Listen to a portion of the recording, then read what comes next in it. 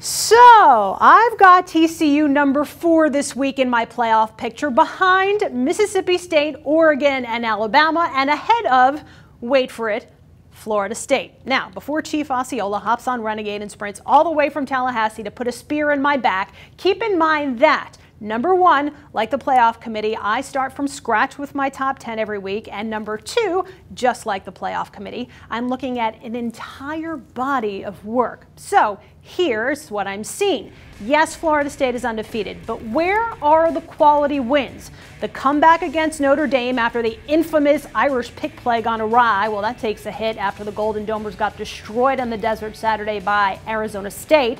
Then what do you have? The comeback against now 3-loss Louisville, the overtime escape against Clemson. The Noles have simply had too many slow starts, too many needs to rally against so-so squads to believe that would bite them in the rear against higher caliber competition. If being undefeated was the be-all end-all, folks, guess what? 9-0 Marshall, they would be in the top 25. Now we have TCU, 8-1 after a thrashing of 7th-ranked K-State. Despite being without top running back B.J. Catalon, Trevon Boykin had a career rushing day himself against what was considered a pretty stout Wildcats defense. And speaking of D, the Frogs held stud dual-threat quarterback Jake Waters and K-State's offense to its second lowest point total of the season and 34 yards rushing.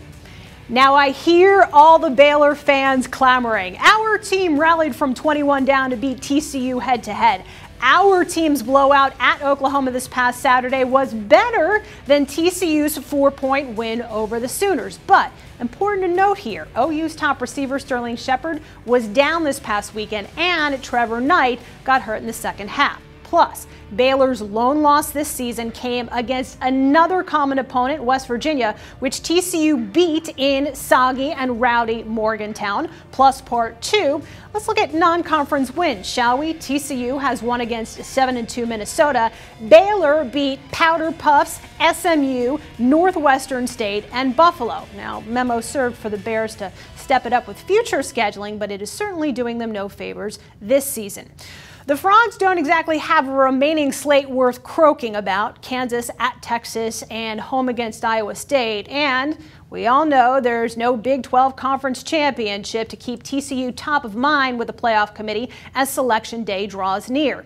I can't exactly imagine the committee ever putting a one-loss TCU team above an undefeated Florida State. But if the eye test were the end-all be-all, they just might.